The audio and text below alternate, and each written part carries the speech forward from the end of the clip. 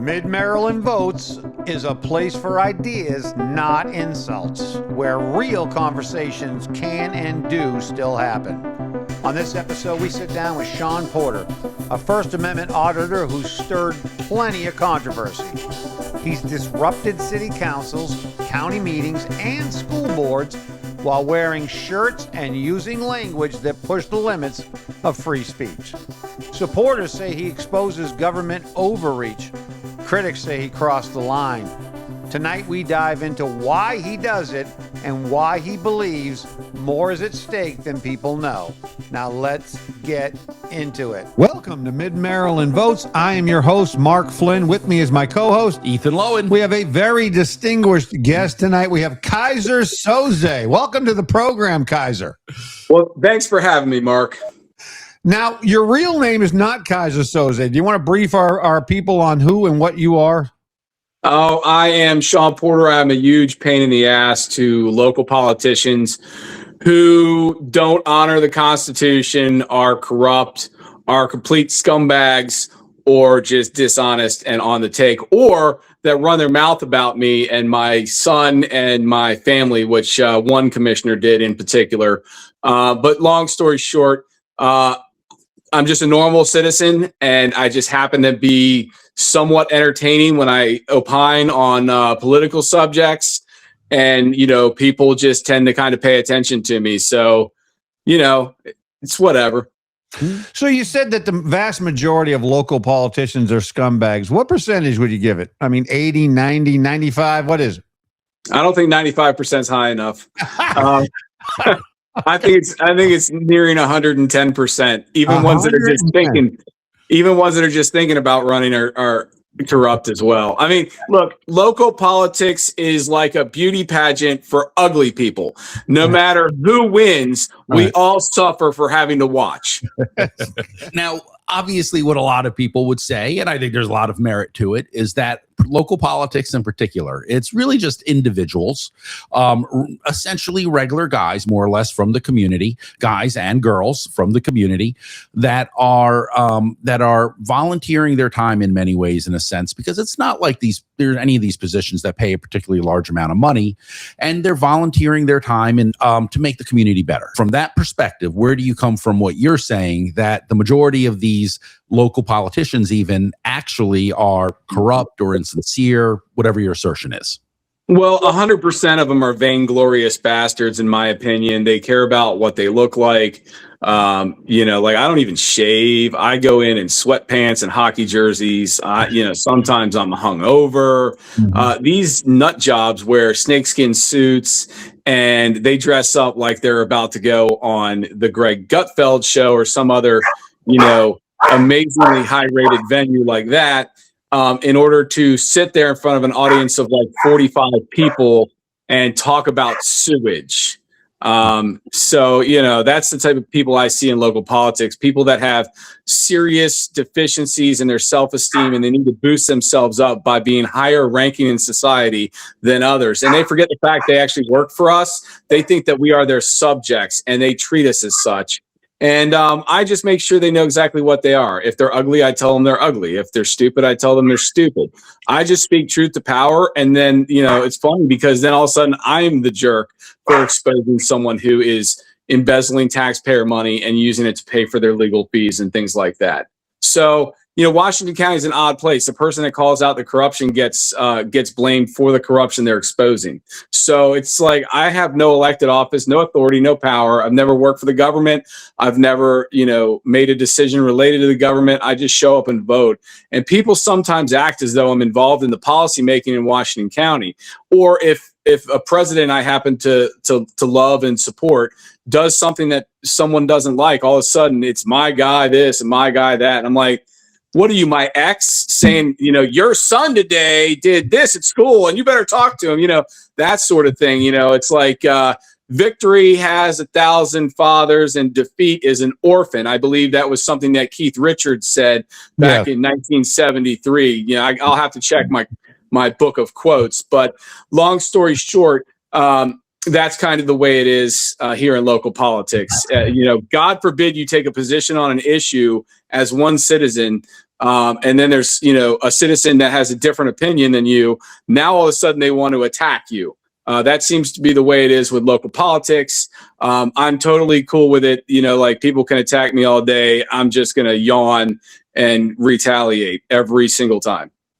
Shaun, you've been accused of causing disruptions at these meetings. I know that you are an auditor for freedom of speech and rights. And my question is, how do you justify these actions, the profanity and the mooning and things? Don't you think it allows your critics to dismiss you? Because some of the issues you bring up are legitimate freedom of speech issues. Let me ask you a question. If only 50 people watch a video of me bringing up legitimate issues versus 50 million people, which one do you think is going to affect the most change?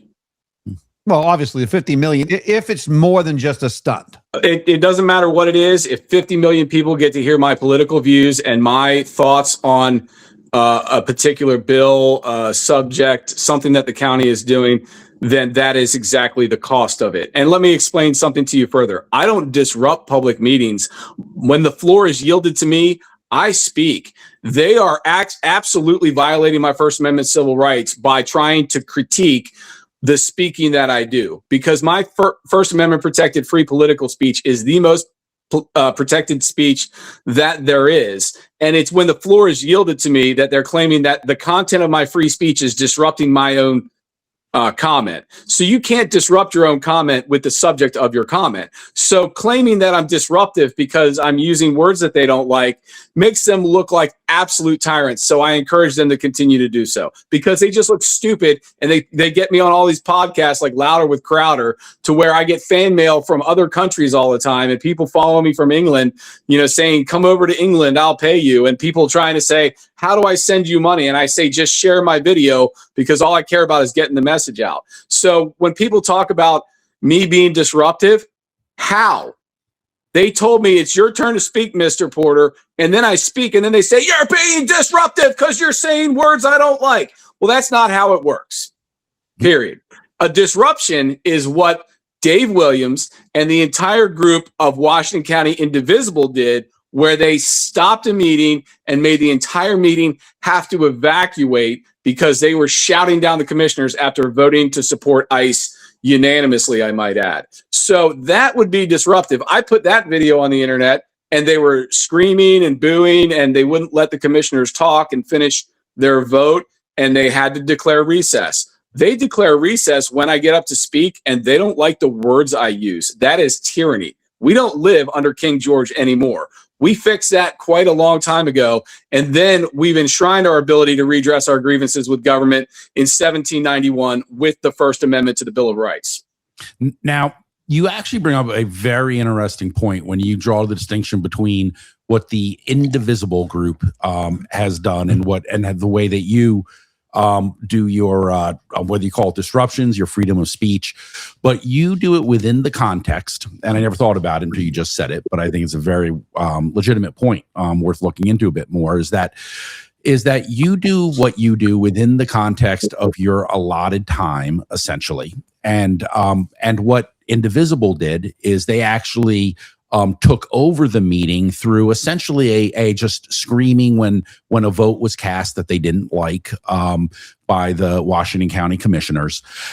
There is obviously a distinction between you using your own time and then this group deciding they're just going to stop the meeting through the loudness of their voices, etc.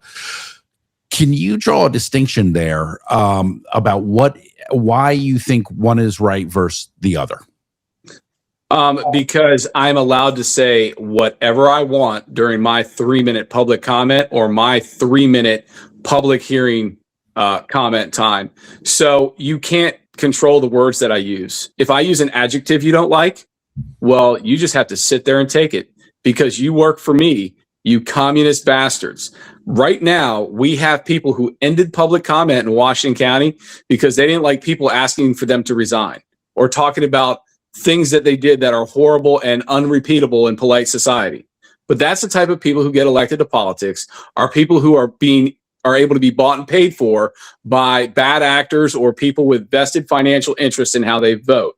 And that's why we get scumbags and scoundrels elected to political office, because the people that can finance their ability to get elected tend to have, maybe intentions that are not in the best interest of the citizens, and that's why they will then vote against the will of the citizens, such as ending public comment as soon as you start calling out particular commissioners that you don't think should get reelected.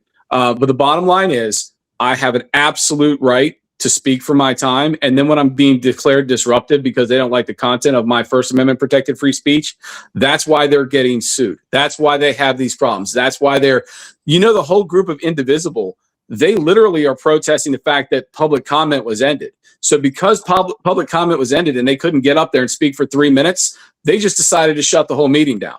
So the commissioners did that to themselves. And as a result of their tyranny by ending public comment to try and silence critics of government, they became, basically news all over the world. They were on all the news stations for standing with ICE, and then for the citizens shutting down the meeting in the circus that Dave Williams unleashed as a provocateur, which is what David Williams is. He manages a group of very rowdy individuals.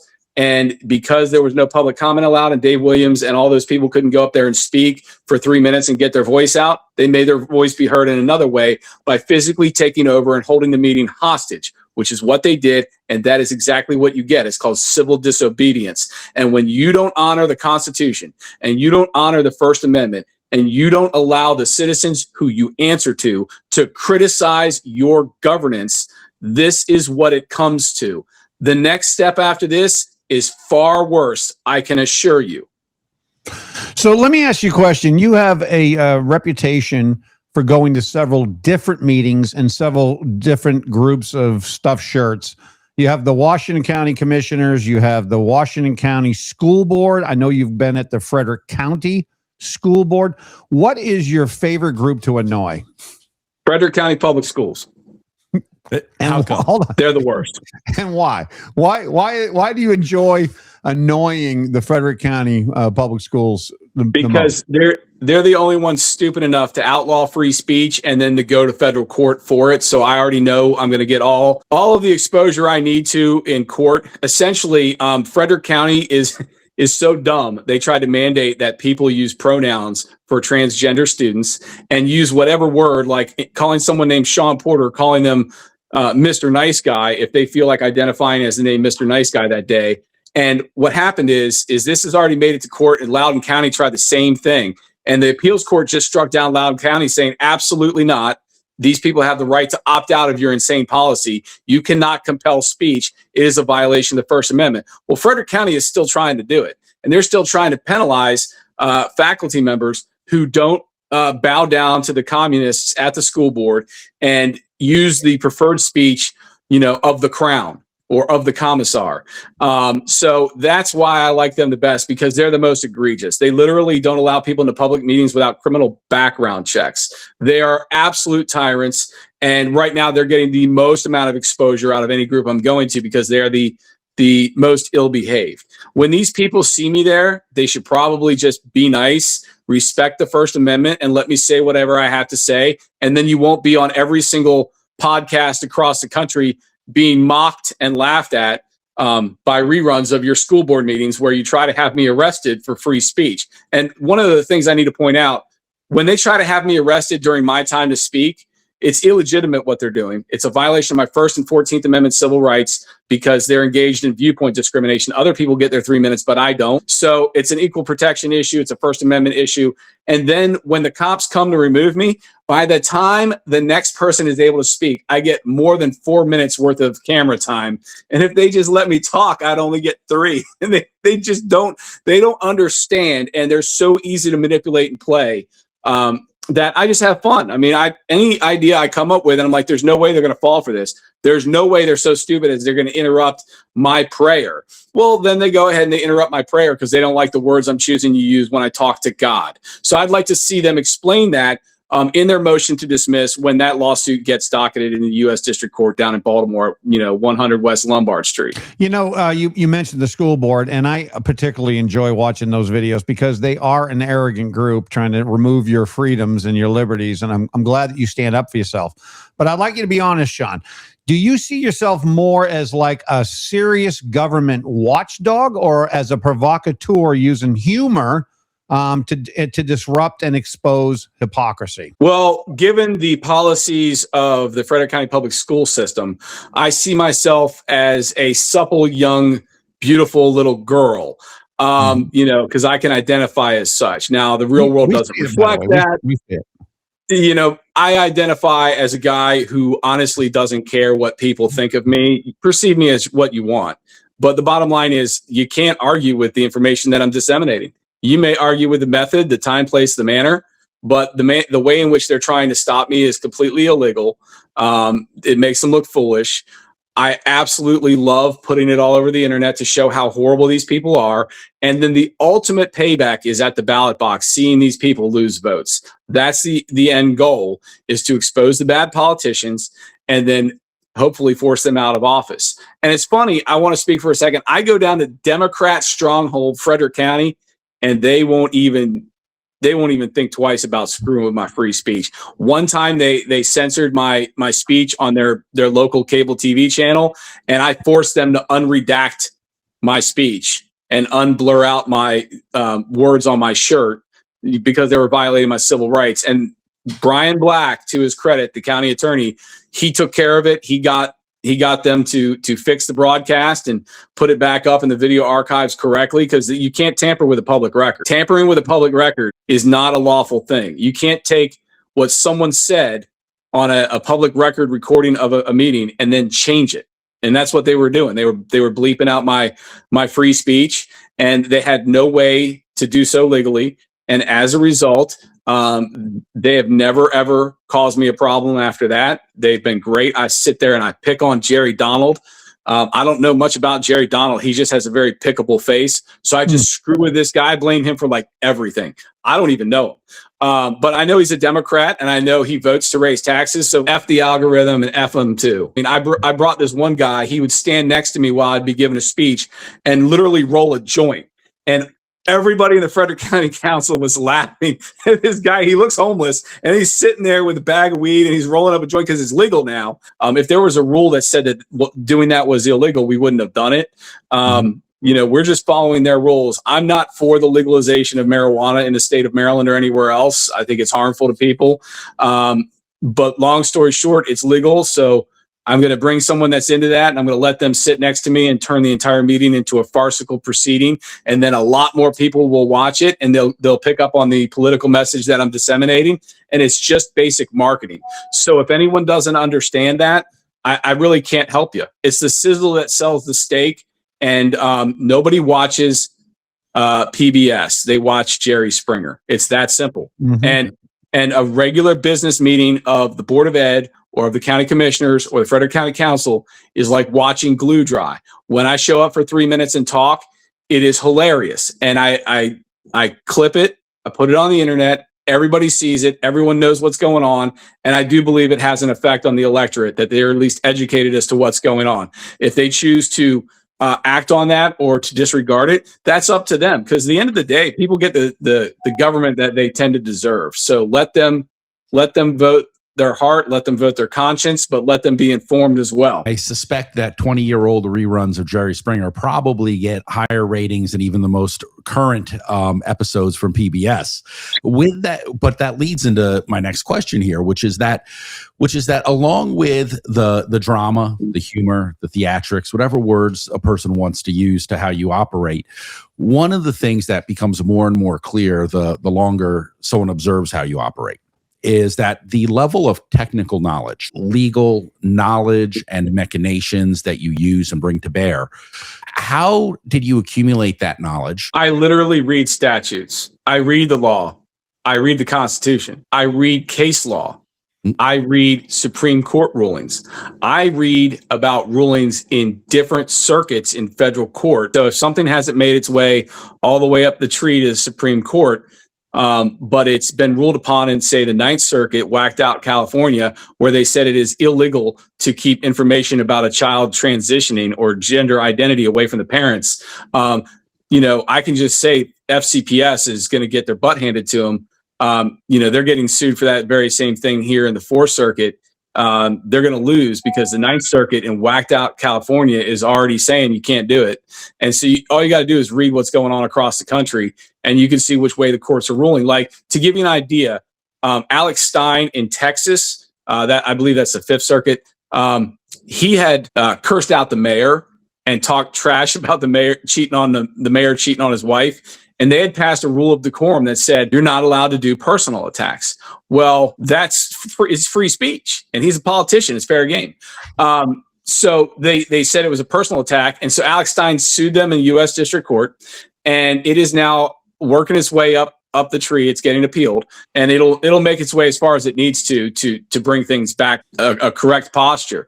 But what's going to happen is people like the commissioners are going to look at that ruling of Alex Stein versus the city of Houston or whatever city it was that happened in, and they're going to say, well, this circuit said personal attacks are not protected by the First Amendment. It says 12 people who work at McDonald's and at a steel mill and change tires for a living.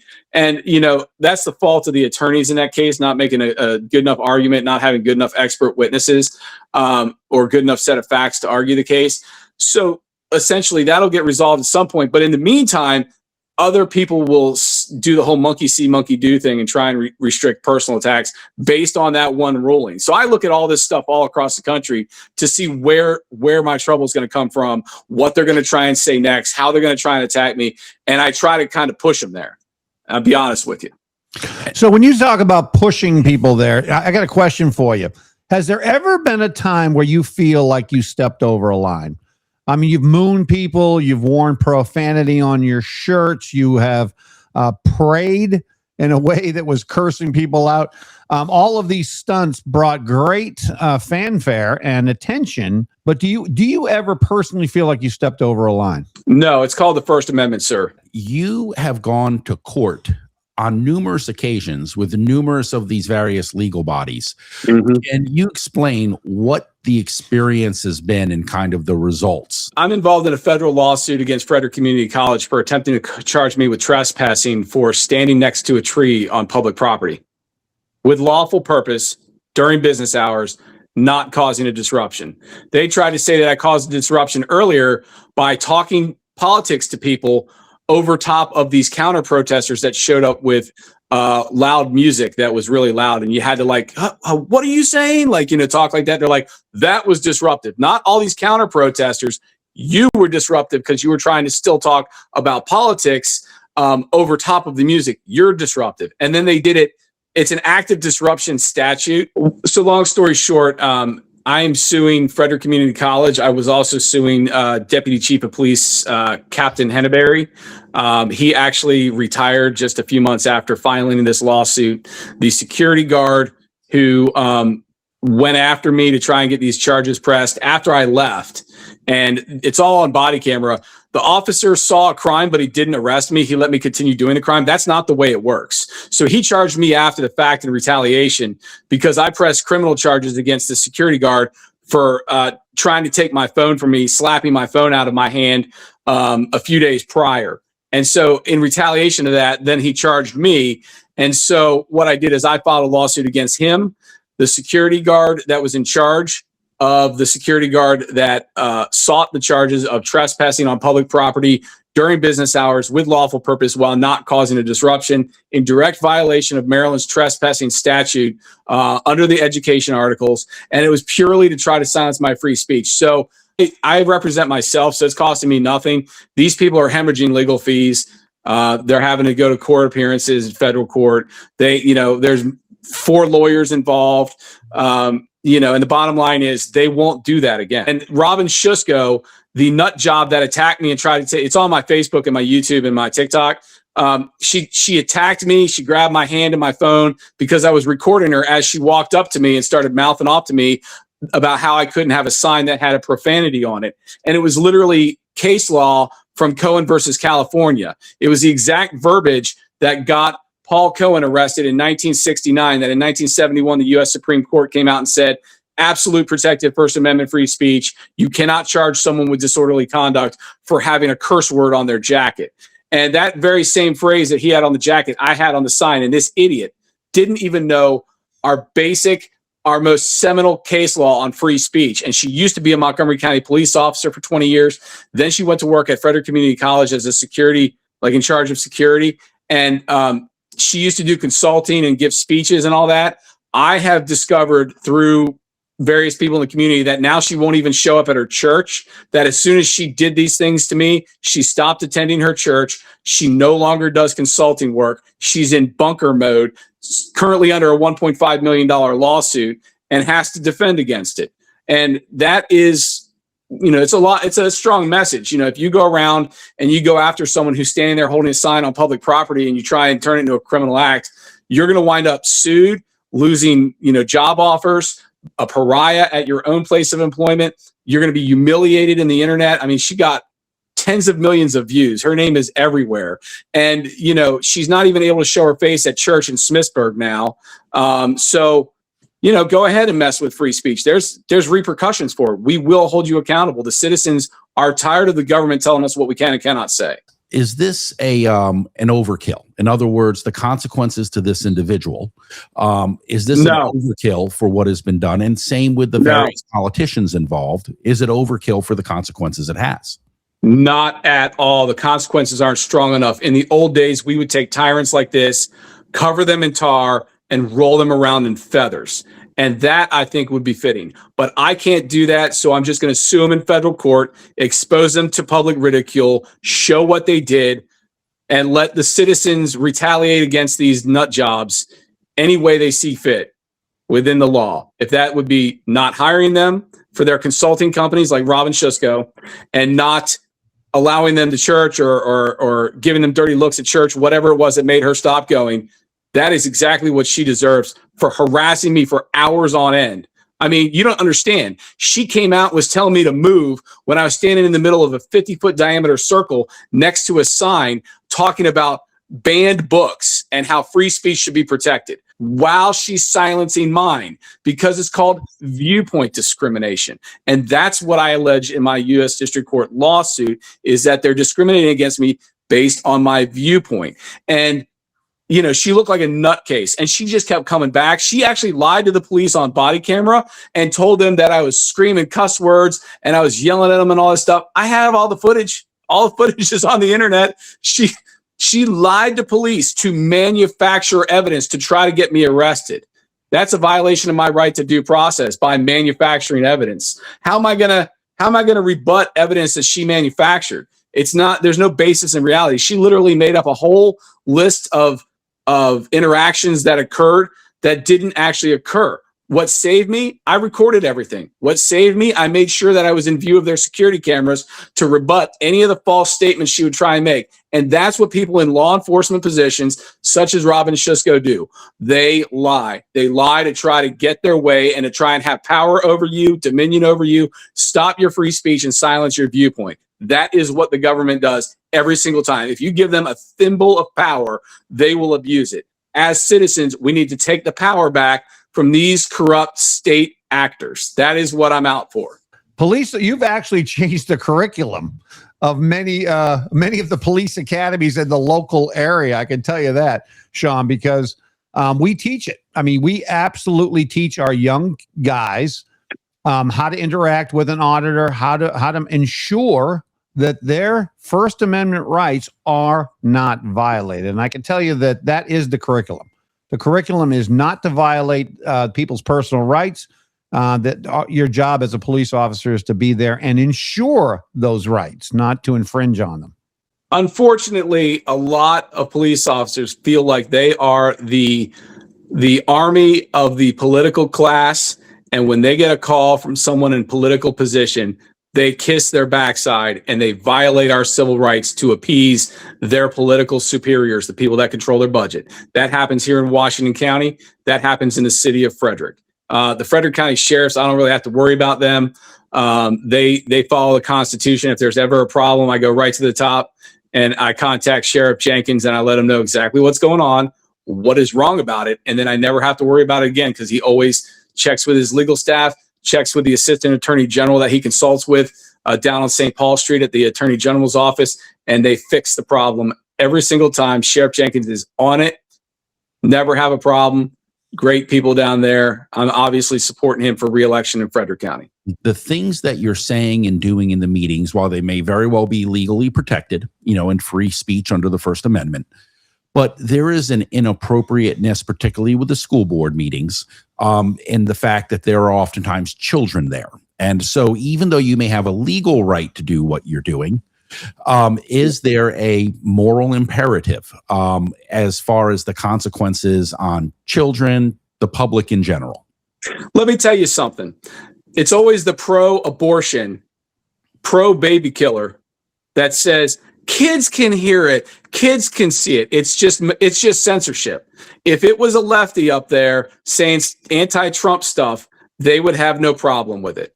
And that's where you're getting deceived, is children are used like a little baby shield. Oh, this poor kid. No, I'm sorry. If they go to public school, they hear far worse stuff than I will ever say. And let me tell you another thing. I will never offer a kid fentanyl, but every single day that they go to public school, that is a risk that their parents are taking by sending them to those god-awful institutions.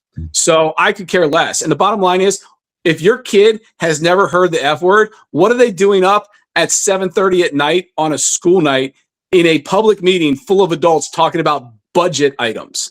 It's a farce. No kids go to public meetings for any legitimate reason other than so that some offended lefty can say, my poor 12-year-old has never heard the F word before today. Let me tell you, I was using the F word when I was 4 years old in Prince George's County because I heard it from the other kids in the neighborhood that I played with in front of my house. I heard it from my 7 older brothers and sisters growing up. It's a joke. And I'll tell you something. They should be inspired by the fact that they see someone standing up to corrupt government. I should be looked at and said, that's what you should be like when you grow up. Don't take crap from corrupt government officials, expose them, humiliate them, mock them, and get them voted out of office. So look, if you're worried about, protecting the feelings of some soccer mom that doesn't want their kid hearing a certain word when their kid hears it every single day at school anyway, and probably far worse, but you don't care about protecting the rights of the unborn, I don't want to hear from you. So every single time I get a stupid criticism about, oh, the children, I immediately say, well, what about all the children at Planned Parenthood? And then they start yelling about, what about all the children that were molested by Catholic priests or whatever? And they start going off on why abortion is better than allowing children to go to orphanages at Catholic run facilities. That's literally what they do almost every single time. I have it on video. I literally have it where they're saying, there's children that can hear you. And I just repeat, I said, what about Planned Parenthood? How about not at Planned Parenthood? They can't hear me. I'll work Planned Parenthood in there somehow, some way. And they will literally look like they're possessed by the devil. Their head will spin like this. And they will get infuriated that you didn't just bow down to the child argument. And then they will go and start battling for the rights of children who are unborn to actually be murdered by their parents if their parents feel it's inconvenient timing. They don't have money for diapers, so I'm going to have an abortion today. They literally do that every single time. So anytime someone pulls that garbage up, they're always pro-choice individuals. Shaun, you have been very successful at this, and I admire your chutzpah for going into these meetings. You have millions of views, all this attention, right? And, how do you respond, though, to people who say that your outrage is really a business model disguised as activism? I get it. This cost me thousands of dollars. I don't know what you people don't need. Let me explain this to you. I've been banned from Facebook repeatedly, TikTok, and YouTube. I have to keep creating new accounts, different names, and at no point in time do I make a profit from what I do. My signs cost money. Lately, all of my signs have actually been sponsored by other people who want to, get involved, and they go and they pay for a sign to be made. This is not something I can make money off of. How many people do you think want to advertise on the Shaun Porter Pulls His Pants Down channel? 0. Okay. It may be fine for Fox News to show at prime time when I'm on Fox News, but it is not something that I can monetize on YouTube, TikTok, Instagram, or Facebook. Really don't understand where they think the marketability in a guy holding government accountable comes in, because these companies, they don't want controversy. They want all American, wholesome, something with no curse words. So there's no money to be made. So this costs me money. This is my activism. And let me tell you something. Some people like to play golf. I like to hold politicians accountable and expose them. I have a particular set of skills that are very effective in doing that. And I'm going to continue to do it until the day that I die. My grandfather died at the age of 98. And when he was still able to move around on his own, he was going to City of Frostburg public meetings and exposing their BS. He didn't pull his pants down. He didn't curse. But he still exposed them nonetheless. My cousin was the chief of police. He later became the mayor in Frostburg. Non-corrupt, good, honest Americans. That's what we all are. And honestly, I didn't serve. I didn't storm the beaches, at Normandy or anything like that. But I'll go out here and I'll be ridiculed. I'll be attacked. Anyone that wants to take a shot at me, you go right ahead. I don't really care. I don't mind fighting. Obviously, you guys see that. So for anyone to say that it's a business model, please tell me what business I can make money from this, and I'll do this all the time. I'll do it full time. I will do it twice as much. Tell me how I can make money at it, and let me know.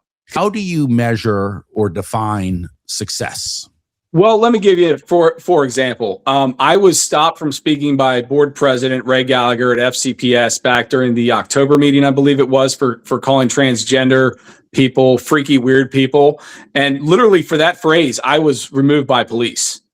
And after her predecessor, or her successor, Dean Rose, the current president, he threw me out, and that was the Louder with Crowder version where I prayed for Dean Rose's soul because he obviously doesn't have one.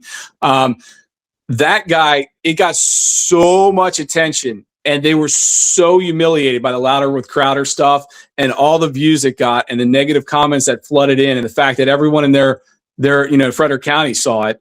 I went back literally 7 days later, and they stopped doing it.